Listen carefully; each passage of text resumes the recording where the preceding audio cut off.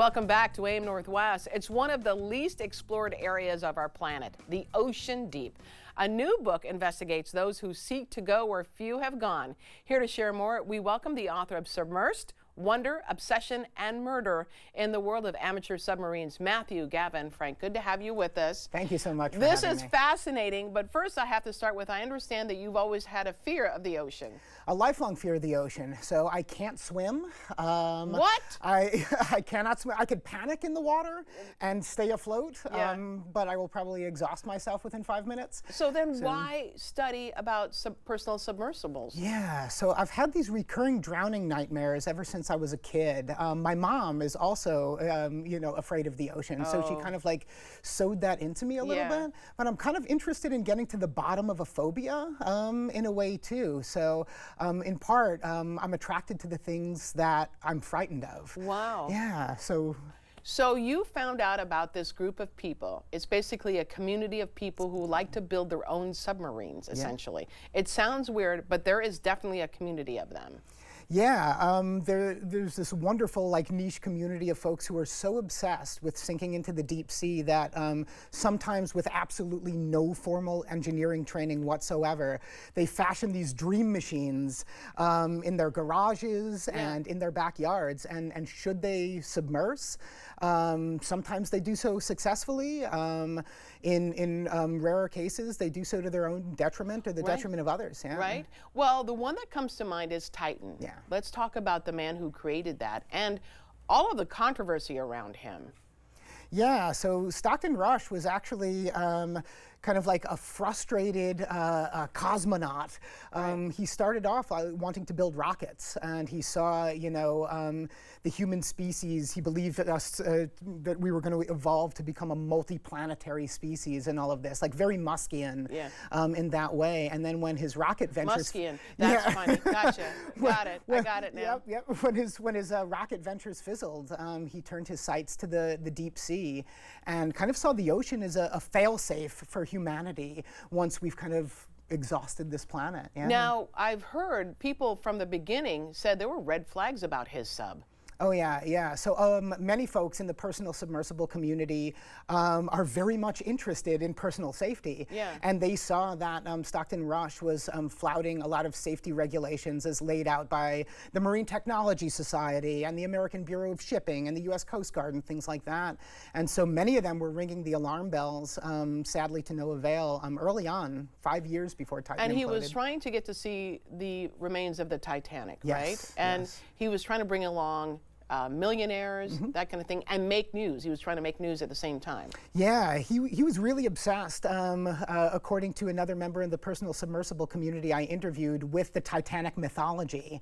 And so he really was very much obsessed with setting sail and submersing and kind of plugging himself into the narrative of Titanic. Yeah. And some say he had a personal death wish, according to what you found out. Yeah. So according to a personal submersible enthusiast named Carl Stanley, who was actually kind enough to take me down to 2,000 feet on his own home-built amateur submersible. How'd you do? How'd you handle it?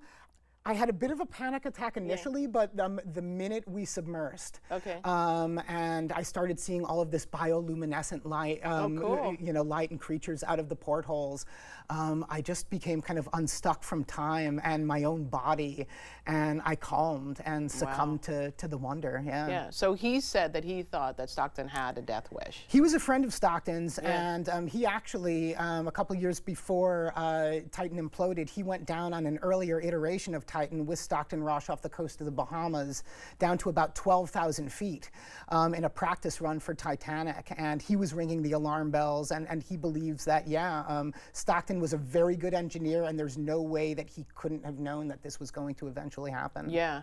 I know that the community has a lot of great people in it. Yeah. But the one that stands out, the one that you had to do, even though you didn't want to do, was the Danish man who murdered a reporter. Yeah. So I really wanted to engage these notions of wonder and human innovation and human longing and all of this.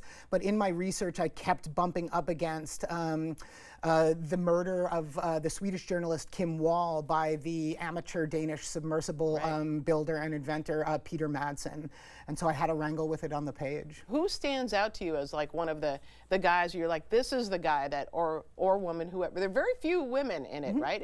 It is kind of a patriarchal group. It is very much, as one of the few female submersible builders I interviewed, Shanice Stopnitsky, said, the community is kind of comprised of a bunch of dudes. Yeah. And she's one of the few non-dudes in the community, and she was one of my favorite people too, because she was just engaging it from this point of wonder. She actually has spent over a year of her life in aggregate underwater, and when last I spoke to her, she was investigating how she could actually build an underwater house, so she could spend a good portion of her life kind of living beneath the waves and bringing other folks down with her to show her just like the mind-melding wonder of the deep. Oh, wow. Yeah. Tell me about one more person that stands out to you as just a great person and really meant he or she wants to do good things with their submersible. Yeah, so there's this guy, John Wallace, who founded a community called P-Subs, which is a collective of personal submersible builders and underwater enthusiasts. And he actually started this formalized group so this community could come together for formal conventions, oftentimes every year. They missed a few during the pandemic, of course. So they trucked their subs out to various parts of North America, to inland lakes or coastal areas, and they just kind of get together and geek out and have a great time and submerse together. So, I love it. We want to tell everyone you have a book event tonight at Powell's at 7 o'clock. It's at 10th and West Burnside. We're going to put all the information for you on our website at k2.com. The book again is titled Submersed: Wonder, Obsession, and Murder in the World of Amateur Submarines. Matthew, Gavin, Frank, thank you so much. Have fun at Powell's tonight. Woo, thanks. All right, we'll be right back with more AM Northwest. Don't go away.